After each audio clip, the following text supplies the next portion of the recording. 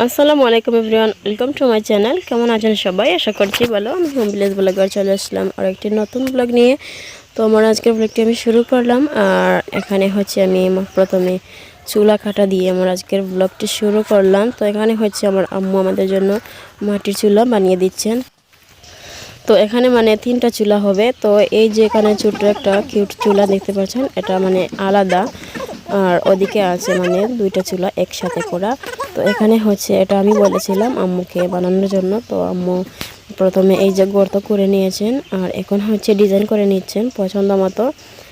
তো উইন্টারে আমাদের গ্রামে কিন্তু সবার ঘরে ঘরে এরকম বাহিরে মাটির চুলা কাটা হয়। এটা একটা সৌন্দর্য আমাদের গ্রামে।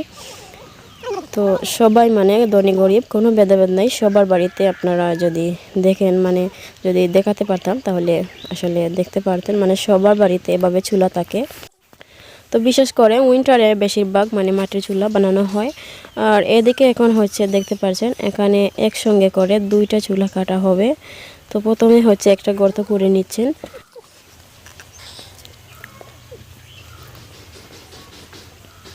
তো এদিকে হচ্ছে আমার বোন আমার আম্মুকে হেল্প করছে।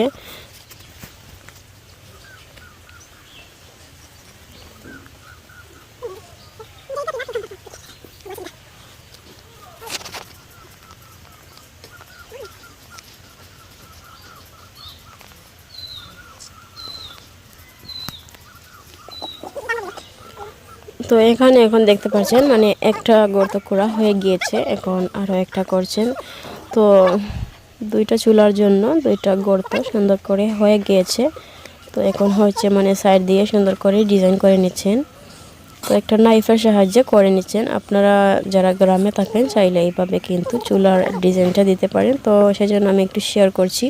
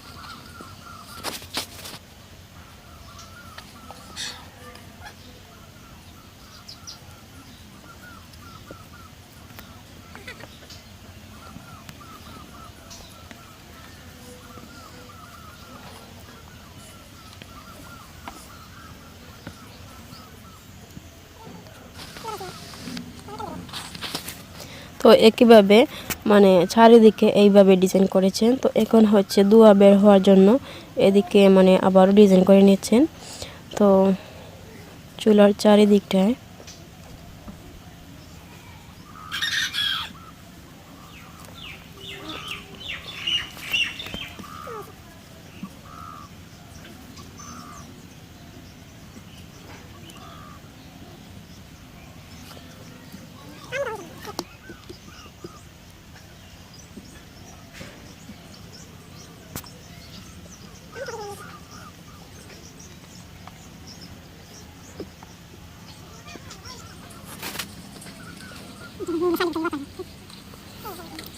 আর এদিকে এখন হচ্ছে মানে লাকড়ি ঢুকানোর জন্য এখানে একটা রাস্তা তৈরি করে নিয়েছেন। তো চারকোনার মতো মানে চতুর্ভুজের মতো প্রথমে একটা মানে চিহ্ন দিয়েছেন। এখন মাটিটাকে সরিয়ে নেবেন।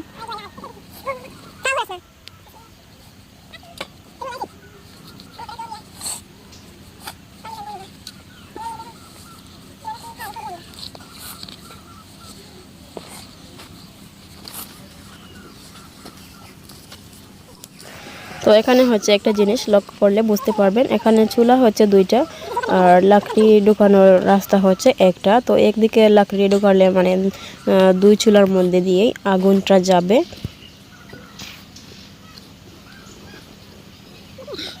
তো আমি একটু মানে কাছ দিয়ে দেখাচ্ছি, তো মানে তারপরও ক্যামেরার মধ্যে দেখা যাচ্ছে না, তো আমি দেখতে পারছি।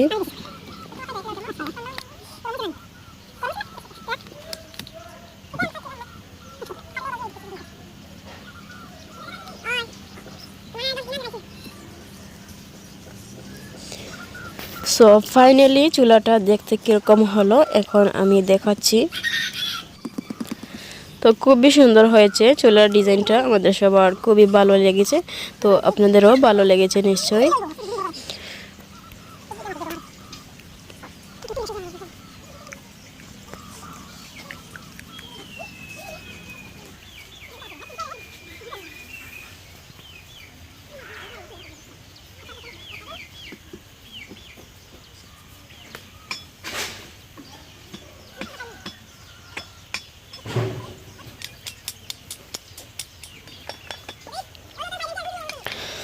তো এখন হচ্ছে রান্না বান্না করব কিছু, আর যে হচ্ছে আমি লাল শাক রান্না করব।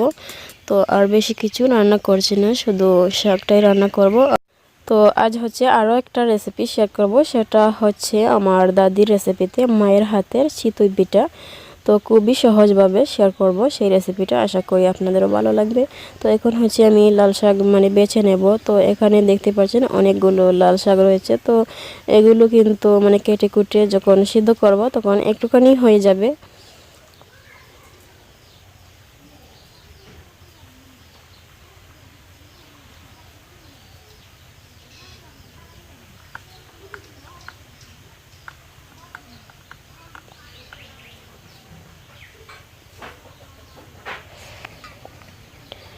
তো শাকটা মানে বাঁচা হয়ে গেলে আমার বোন ধুয়ে ভালো করে কেটে দিয়েছে, আর এখন হচ্ছে আমি শাক রান্নাটা বসিয়ে দিলাম।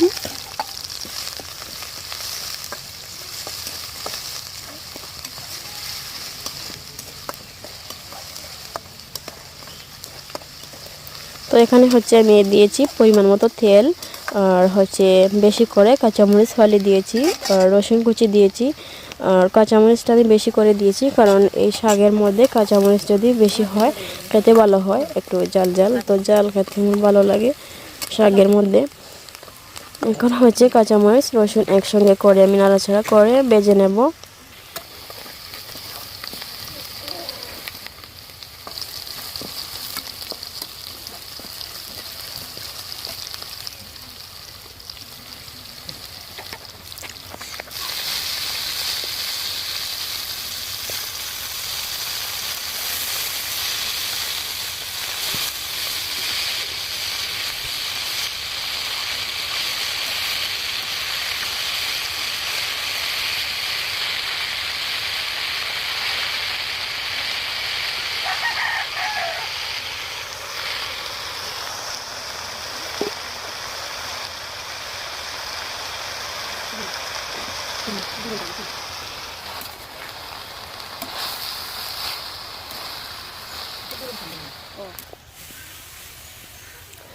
তো ঢাকনা ঢেকে রেখেছিলাম, আর দেখতে পারছেন মানে সিদ্ধ হয়ে একটুখানি শাক হয়েছে। আর এদিকে হচ্ছে এখন আমার খিদে পেয়েছে, আমি ভাত নিয়েছি।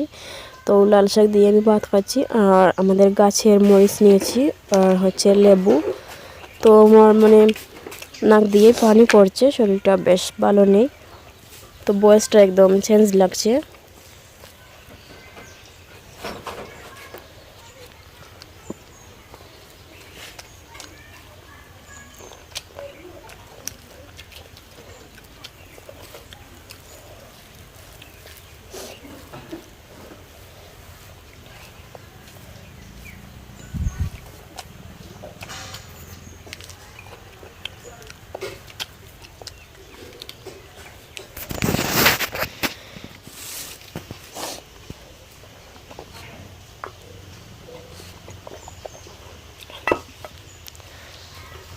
তো অনেক মজার হয়েছিল শাকটা, আর ভাতের মধ্যে যখন মাখিয়েছি তখন ভাতটাও কিন্তু কালারফুল হয়ে গিয়েছে, আমার দেখতে ভালো লাগে। তো এদিকে এখন হচ্ছে চিতই পিঠাটা বানাবেন। আর এই তো এখানে বাটা চাল মানে 2 কাপ চালকে বেটে দিয়েছে আমার বোন পাটার মধ্যে।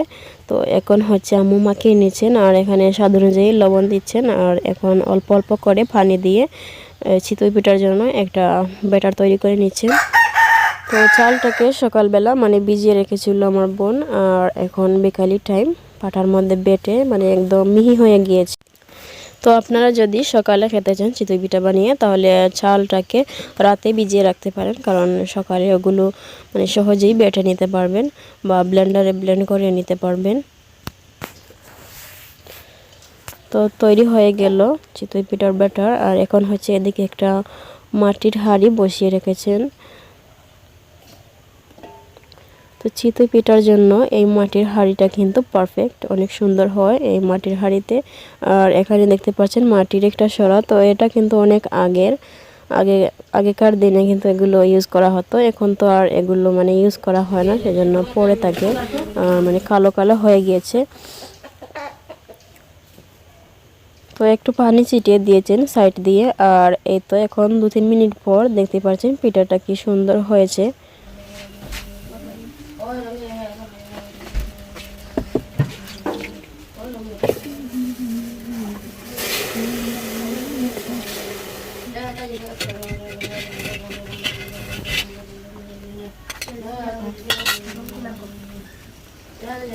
তো একইভাবে সবগুলো পিঠা বানিয়ে নিচ্ছেন আম্মু।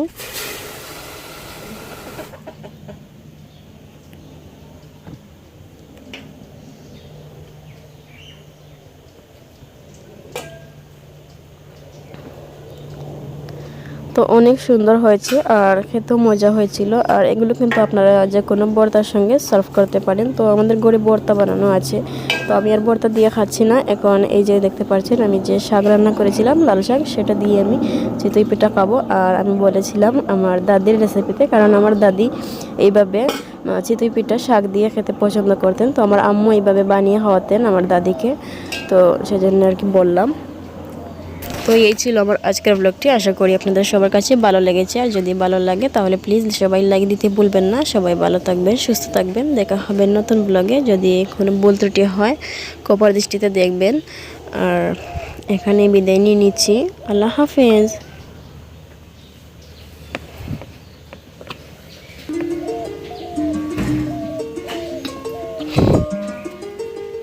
By Shine.